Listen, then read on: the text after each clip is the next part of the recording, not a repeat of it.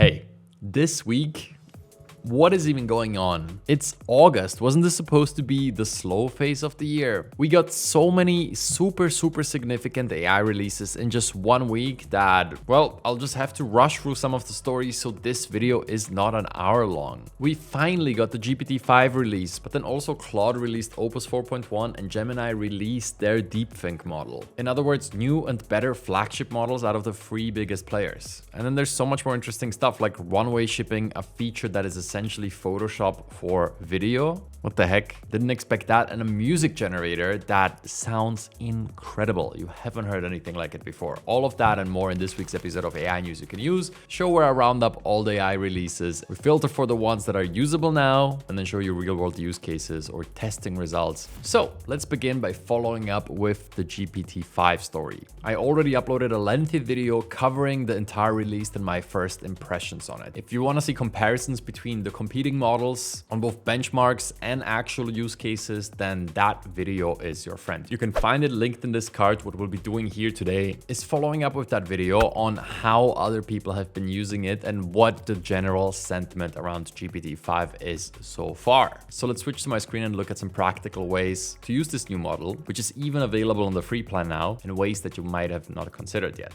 Okay, and in here I want to hit 3 main points. First of all, the interface, because it's a bit different than they actually present it. Look, in the Pro plan, I have 3 different models to select from. Then I want to talk about some examples of its main use case, which is development. I have a really fantastic practical example here, comparing it to Claude's results on a very big repo that I'm working on. And then lastly, I want to give you my take on what models I will be using for some of my main use cases day to day. Okay, so starting out with the model selector, in their presentation, they essentially said that there's going to be no more model selection, but this is not entirely true. If you're on the free plan, which is most people, then you only get GPT-5 and you get this additional option to think longer. So also the fact that you're not going to be able to select its thinking depth is also not entirely true. Even on the free plan, you can always make it think longer, think a bit harder, which by the way caused a lot of confusion with some people because in some cases it's referred to as reasoning. Here it's referred to as thinking. The technical term would be chain of thought. But then in reality, thinking and reasoning in humans is different from what the models are actually doing here. It's sort of just a term that has been used to express that it's going to be circling back to its ideas and reviewing them in multiple rounds. Either way, there's more options when you upgrade through the plan. So on the Plus plan, you're gonna have access to the GPT-5 thinking, which just takes more time to think through the answer. And then on the Pro plan, which is the $200 plan, you get GPT-5 Pro, which they didn't even talk about. And actually, I've been using this ever since release.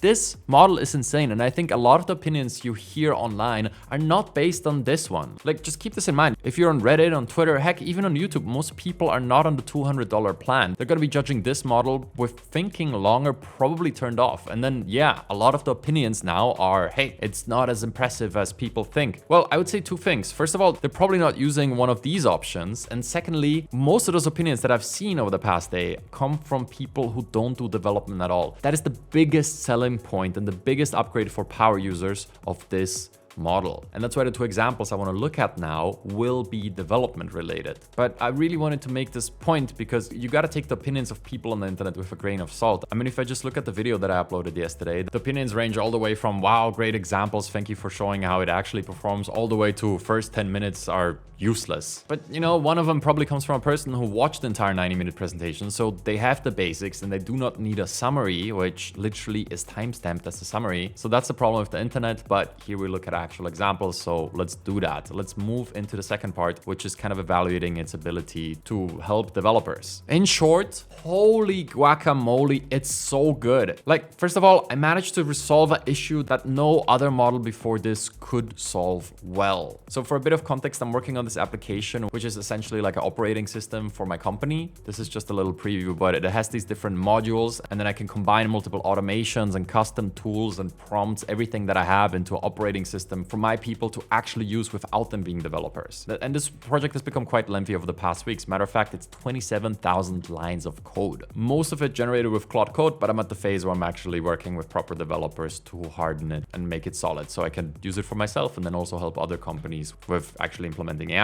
Now, here's the thing. I took that entire repo, downloaded the zip file, and I wanted to harden the module management, something that I've really been struggling with inside of Claude Code over the past days. I tried Gemini, I tried tried Claude Opus 4.1, but none of the results were satisfactory. When I ran this prompt through GPT-5 Pro, and then I gave it the entire application, it thought for 15 minutes and came up with a fantastic plan. If you're a developer and interested in this, you can kind of pause and have a look at this. Point being, this is an excellent and very realistic plan considering where I'm actually at with the application. So to compare, afterwards I went ahead and ran the same prompt through Claude. Now, one problem there was it couldn't even take the entire context of the repo because it's so big by now. So I had to leave out certain files. It did end up working, and I used 4.1 to create the same type of plan. Now, it created a good plan, but look, I think this is where it really gets interesting, because what I did is I went ahead and asked ChatGPT-5 Pro to compare the plan it made to my second plan that I took from Claude. Can you compare it to the alternative plan that I have? Which one is better and what are the differences? Kind of purposefully leaving a bit of ambiguity around which one is better. Then I pasted Claude's entire plan, which is right here. Again, you can kind of pause and look at this if you want some of the details. And here's the difference between the two plans. GPT-5 met me where I'm at right now with the app. It gave me a plan that, you know, with developers would be executable with a small team, which is in a few weeks or months. Whereas Claude gave me a plan that I would need 6 to 12 months for, and it completely rethought the entire application. It figured that, hey, I will want third-party modules, different model packs depending on the user,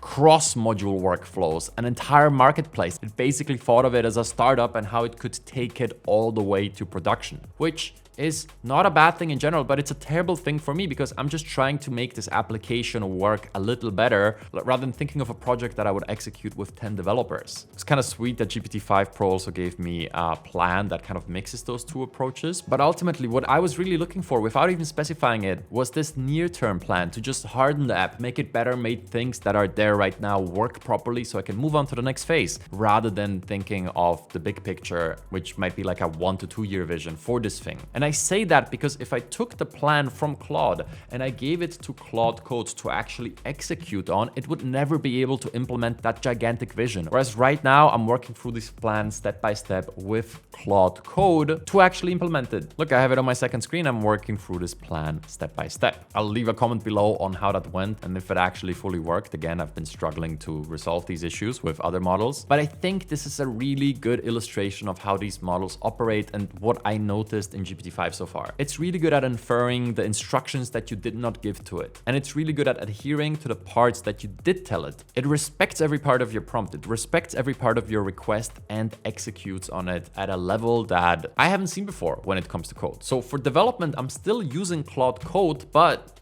I will absolutely be using GPT-5, especially this Pro mode, to plan new phases, to review the code that Claude Code creates, to create realistic plans. I mean, I guess ideally I would have Claude Code with GPT-5, which would be a different product, and no, the OpenAI CLI doesn't work as well. Point being, it's insane at development. And to really drive that point home, one more quick example that actually Sam Altman tweeted, it's to build a little beat bot. And I also learned something while testing this in both GPT and Claude. So first of all, if you go to the Pro mode, you cannot create these interactive apps right in here. When I prompted this in the Pro mode, it did everything, even created the song for me that I can download, but it does not have this ability to create a little interface. So that's just something to consider. And now let's have a practical look and compare it to the same prompt inside of Claude.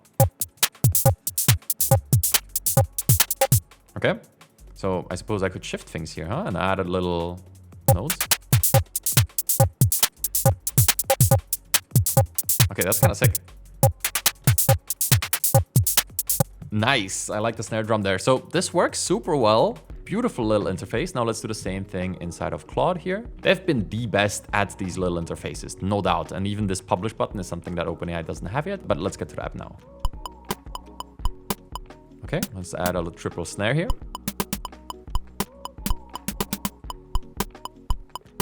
Okay, so I like the way this is self-contained and it doesn't go off screen. So I'll give that to the artifact, but then also I kind of prefer the simplistic interface here, no? This is more colorful. Both work equally as well. Ah, there's even presets here. So there's a techno preset,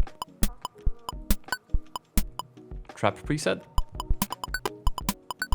To be fair, I didn't ask for that. Usually Claude is ambitious like that and just creates these master plans that it tries to execute on. So I think that just reflects the first point that I made really well. But yeah, both of them did really well. I mean, if I had to pick one based on this prompt, I mean, with the ability to add new instruments here and the music sounding better, I gotta give it to GPT-5. Interesting. So let's round out this segment for now. Obviously, I'll be following up in the coming days and weeks with more videos, more comparisons. But as of right now, when it comes to these 5 use case categories, what would I be using? For writing, I really like GPT-5. I think it sounds great. I haven't fully made up my mind yet if I like Opus better, but I just use GPT all the time and it's right there. So I think for writing, it's gonna be GPT-5. For business use cases, O3 was actually my go-to. And now with GPT-5 being similar to O3 and this ability to do GPT-5 Pro in here, from what I've tested so far, I don't see this changing. For business, marketing, sales use cases, GPT-5 still. It's a slightly better O3 and I love that. So there you go. So I'm gonna be using that. For development, it's gonna be a mix. I'm gonna stick with Claude Code because just nothing matches its agentic ability to multi-agent orchestration, tool use. I'm sure there's gonna be more competitor products in the future, but as of right now, it is Claude Code. But as I showed and discussed here, I'm starting to kind of wish I had GPT-5 inside of Claude Code. And I think that's why a lot of people are raving about GPT-5 within Cursor and saying it's next level. Look, that's the top comment on yesterday's video, for example, with many more reflecting that sentiment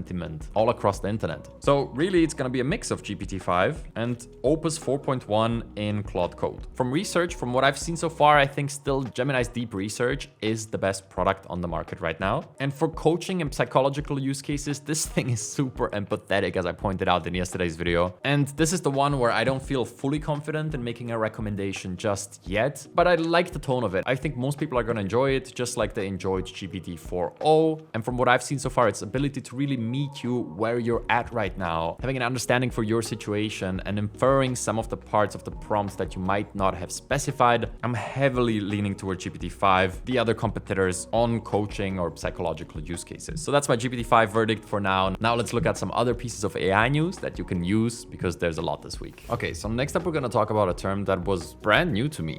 And that's because it's something that hasn't existed until recently. So you've probably heard of an IDE, an integrated development environment. That's what developers use to edit their code. But have you heard about an ADE? It's a new term that is going around for software that isn't just designed for humans, but it keeps agents in mind every step of the way. So instead of an IDE, we're talking about an ADE here, an agentic development environment. And one of the biggest companies in this space right now is Warp, the sponsor of today's video. Warp is a top coding agent with really impressive benchmark results on the ones that matter. Top 5 on SweBench verified and number 1 on Terminal Bench, which even beats out some of the big players like Claude Code and Gemini CLI. So the unique thing here is that Warp lets you develop with multiple agents, and in that sense it's a lot like Claude Code but with way more user-friendly UX and code editing capabilities, because it's a standalone app rather than being locked into your terminal. So it's not an IDE with integrated AI like Cursor, and it's not a command line interface like Claude Code.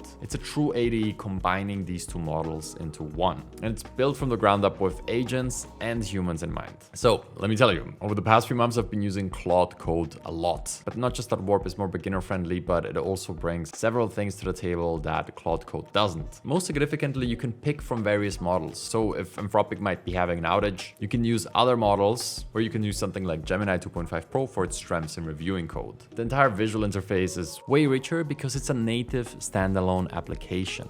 And it's built for this multi-step workflows where you build, test, refactor, push to Git, and do it again. Want to check out what this whole ADE thing is about for yourself? For a limited time, our friends over at Warp are giving away their premium pro plan for only $5 for the first month. If you want to check it out, go to the link at the top of the description and use the code ADVANTAGE to redeem that offer and get started with Warp today. And now let's look at the next piece of AI news that you can use.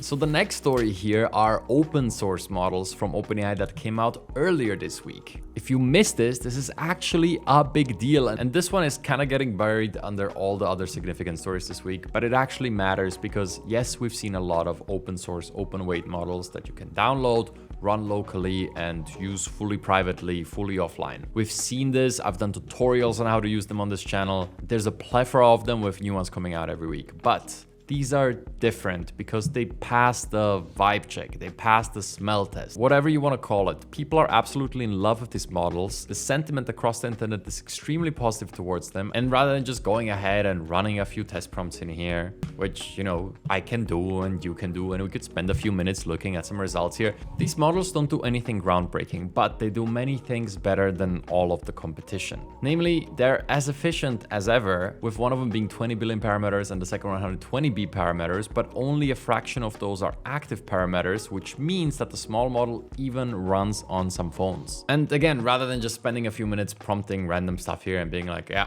they're all right, the bigger one is almost at O3 level when you look at the benchmarks, which is seriously impressive because O3 was almost leading the pack in some of these benchmarks. And anecdotally, I'm on a friend of mine and a friend of the channel, Mark, that has been helping accountants build their businesses for most of his life now, actually was struggling with one question recently, and that is how to use a local model to actually perform data analysis and work with numbers reliably. I was talking to him and he told me that he tried all these models out there, with the common recommendation being the Gemma models, but they just did not work reliably enough. And guess what? This week, when he tried the same use case he's been looking for ever since the release of ChatGPT, and now that he's using the smaller model here, the 20B, he managed to get reliable mathematical results out of the models, actually calculating revenue correctly based on large tables. Now, this even surprised me, but when you look at the benchmarks, like, this thing has almost perfect scores on competition math. And if you crank up the reasoning, it has a chance to self-correct, and all of a sudden these models can do mathematics, whereas none of the other open source models he was trying, and he said he tried almost all of them, have been able to do this reliably. So I just kind of wanted to leave that little story here for you to consider. And generally the sentiment around these just has been that, yeah, these are the best open source models out there that you want to be using if you get the choice. So if you're going to be building something, definitely consider these. Okay, let's see what's next, which would be Grok Imagine. This is a image and video generator by Grok, and we did thorough testing on this, and let me just show you the results of this testing without wasting too much of your valuable time. So let's start with image testing. So as you know, we put together this sheet and published a monthly ranking on the best image generators over in the free area of our community. As a part of this sheet, we now also have Grok Imagine, and you can see that on logo design, this doesn't even come close to some of the other models here. I think these are some of the most recent and significant ones. If you want to compare with Flux, you can just scroll to the right here. I'll leave a link below. Point being, yeah, at that, it's pretty bad. Portrait photography, super blurry, not even close to realistic. The cinematic still actually looks really good. That's the one where I would say, okay, good job, Grok. It does text well, as do all the other top models now, and the comic is okay. I don't know, I'd say just another pretty good image generator. Nothing that blows me away, but that is kind of hard at this point. So let's have a look at some of these video clips on some of these benchmarking prompts that we run on every single video generator that comes out. And then we also publish a monthly rating, just as we do for LLM platforms like ChatGPT 2. You should check those out, but for now we're looking at these videos. Actually super realistic. Now the weird thing is they do include sound, but the sound is just kind of trash. Let's be real. I mean, they just added some random sound effect. This has nothing to do with the quality of VO3. Car looks good. I always look at these wheels. They kind of show you the quality of the generator immediately. And even this robot looks good. I'm usually most critical of this shot because it shows both water and human anatomy. Both of those did okay on here. And that's kind of the story of this entire video and image generator. It's okay, it's good. It can keep up with some of the better models, but it's definitely not surpassing any of them. And that is sort of it for Grok Imagine. Nothing crazy, but okay, they're in the game now too. Whereas the next story is way more interesting in my opinion. When I saw this, I immediately wanted to try this, and now I finally have the chance. So I signed up for a premium account to Runway Aleph, and this is essentially Photoshop for video. Doing the stuff that this can do with some text prompts is extremely tricky with visual effects. So let's not waste any more time. Let me just select Aleph here and do something like add rain to the scene. And I just took some random video of me presenting something here in the studio. We'll add rain to the scene, and then we'll do one more, set the microphone on fire,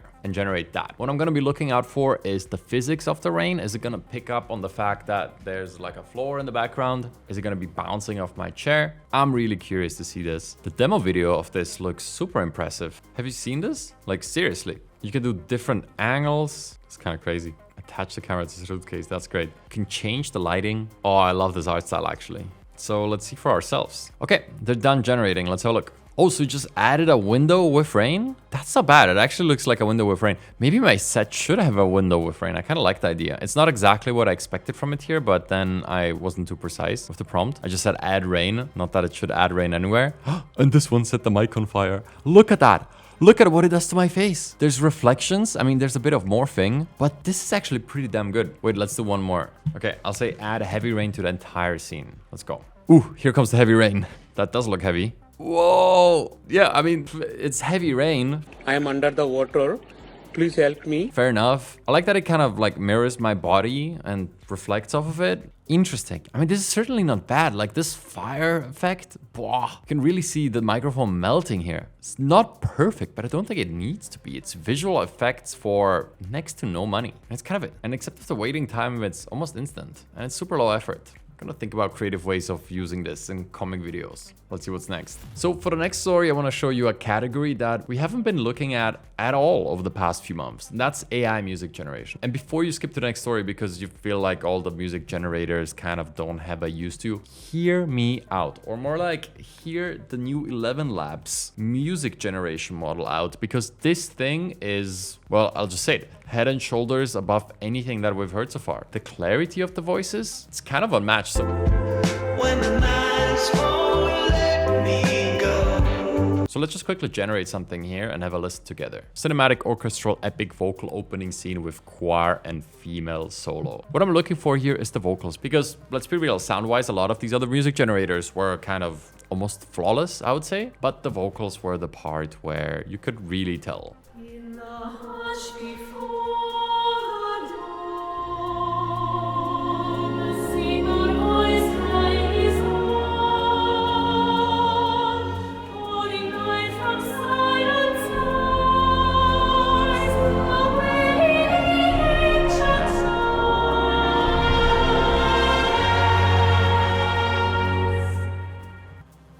Okay, sounded great. Maybe one more.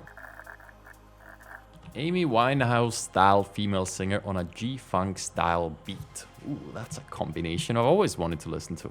Okay, they needed to change the prompt a little bit. Fair enough. Cannot use popular celebrities as I would expect. Now let's have a listen to this.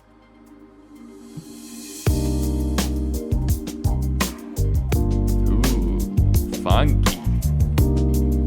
I like this. Night falls on the Boba City lights in my eyes, cruising through memories every turn another side. That just sounds so good. In my heartbeat, whispering secrets to the street, chasing fleeting shadows where you and I would meet. Every note I'm breathing feels like calling now I out want to hear the your chorus. In this velvet moment and nothing ever feels the same. Yeah. If they ever feels the same, yeah. Hold me in the warmth of your midnight glow. Let that soulful river take me where I need to go. Keep in this groove, I'll find the truth untold. In your arms I'm anchored, never letting go.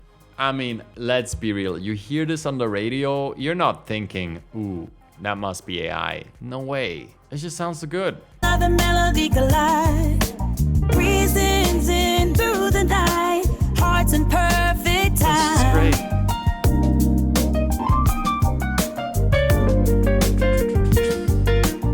Come on. So look, I'm no music expert, but goddamn have I tried all of these generators. And yep, this one to me sounds like the best. Available today. Let's see what's next. So next up we have a cute little app from Google, and this is something we haven't seen before. And while not revolutionary, I did want to show you. It's called Gemini Storybooks, and we did some testing here. So you can see some of the inputs that we did here. Very simple. Create a storybook about why Pluto is no longer considered a planet. And then the reason I say we haven't seen this before, because sure, AI generates a whole bunch of things, but have you really seen text to storybook yet in this format? Where it generates the full book with illustrations, cover, everything, sort of ready to be printed? I know I haven't, and I wanted to show you because this little story about Pluto is actually great, as you would expect it to be, but the illustrations are even better. They're what really set this apart. And honestly, just reading through this little book right here, I kind of enjoyed it. And you can make this too inside of Gemini. So Google has been really going strong with all of these experimental implementations. Last week, Google Opal, now this storybook. Notebook LM also recently got the video overviews, just features we haven't seen out of any of the competition. And I always just love to see and share that back with you. So yeah, if you want to create little story Storybooks yourself, you can do that in Gemini now. And talking about Google innovations, well, let me just add on this story. This does not really fit the show, but I do need to talk about it because we usually only speak about news that you can use, applications that are available today, and practical use cases that you could consider for yourself. In this case, we're talking about Genie Free, which is not available today, but this is a brand new category of AI product. And not just a little storybook generator, but this is a text to world generator, literally. And these worlds are interactive. So you might have seen the previous versions of this, like Genie 2. They got a lot of attention already, but this is on a whole new level. So it generates these interactive worlds that you can then navigate with arrow buttons. And it essentially operates like a computer game, but all of it is generated. And the interesting thing about this, I really thought about this is technology looking for a use case. We don't know what this is gonna be good for yet. Sure, if you can do this in real time, VR headsets are kind of gonna completely pop off because, well, you would be able to generate worlds on demand. But as of right now, I can't really think of a way to kind of implement this meaningfully into any workflow that I'm aware of. I mean, we're really at a phase where the technology is getting ahead of what humans can do with it. Even if AI development stopped right now, we would have years and years of figuring out all the different use cases for this tech, and this one concretely just goes beyond anything we've seen it. If this interests you, I would strongly recommend you check out their blog post. There's a lot of little videos that will help you develop a feeling for what even an AI world generator might look like. And while you might not be able to use this today, I think this is going to be a big product category once people eventually figure out what problem that we can't even properly name today this will eventually solve. I mean, honestly, between the two of us, this and the not safe for work category is obviously going to be huge and probably not so great for humanity. But then in gaming, we kind of have better versions of this, so I don't really see it catching foot there. If you have an idea of what this could be used for, please leave a comment below. I'd be super curious to hear kind of your takes on what a world generator could be used for. And I think I should add the limitation that I was just speculating when I said that it could generate in real time for VR headsets. Right now, it can't. Nevertheless, some insane results that you should totally be aware of. Let's see what's next. And that is the Opus 4.1 release. I can't believe this is sort of a side story this week, but it is, because this is literally my most used model. Heck, if I look into my second screen, I have a version of Claude Code running here with multiple agents working in tandem since, I don't know, like half an hour. This is probably gonna run for another 30 minutes until it completes what I gave to it. And I am actually using the Opus model on this, and they just upgraded that. So it has slightly better results on software engineering tasks, and it's just a welcome upgrade to anybody who uses the Claude models. Probably not a reason to change just because they upgraded from 4 to 4.1, but for everybody using Claude Code or their web assistant, this is a very welcome update. I think the most important sentence in all of this is this one. We recommend upgrading from Opus 4 to Opus 4.1 for all uses. So next time you're building something, make sure to use the new 4.1 API, and in the web interface it's just default. And they pointed out that especially the agentic search has been upgraded, which is one of the biggest parts of Claude Code. It basically looks over your entire code base and then creates to-do lists and uses multiple agents to get things done for you. But all that starts with the agents actually understanding the code base, which this should help with. And as I'm using Claude Code on a daily right now, by the way, it's absolutely insane. And some of these multi-agent workflows I'll be teaching in the community soon, and I'll also be creating YouTube content on it, especially on how to get into it as a beginner, even if you're not a software engineer. I think there's a lot to be unlocked there. You can do these multi-agent workflows like have a researcher, have a writer, have a reviewer. Researcher goes out, finds data on the web, writer writes something up, editor comes up with notes, and then the writer rewrites based on those notes. And all of that can be done in one prompt. And it just like works for half an hour, and the results are better than anything you will ever achieve from a single prompt in ChatGPT. And that's a writing use case. And development obviously is insane, and people even use this as a personal assistant. Again,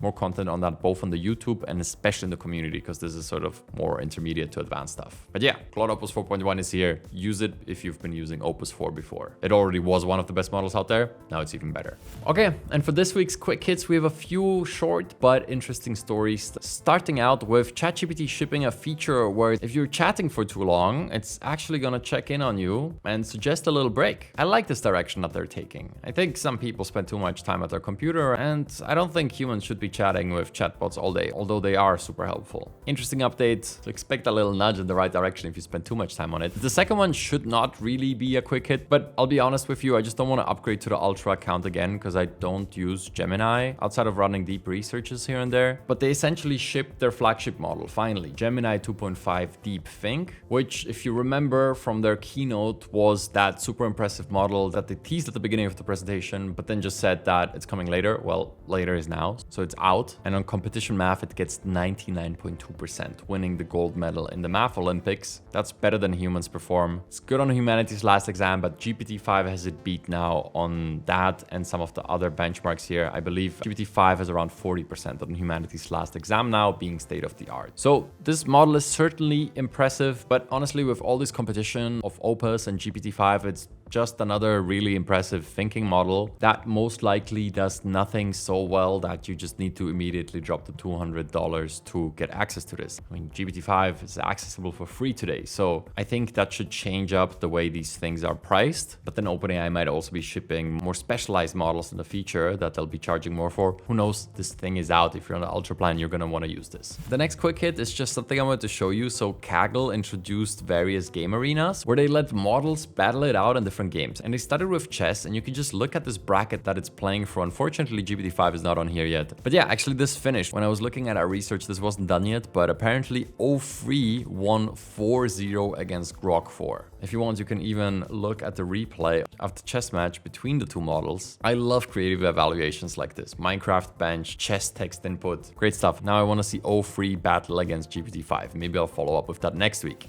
Whew, and that's pretty much everything we have for this week. Boy, this has been a bit of an exhausting one. I hope you found something that will upgrade your day-to-day workflows. If you enjoyed this video, don't forget to leave a like. It really does help the channel. And with that being said, my name is Igor, and I hope you have a wonderful week.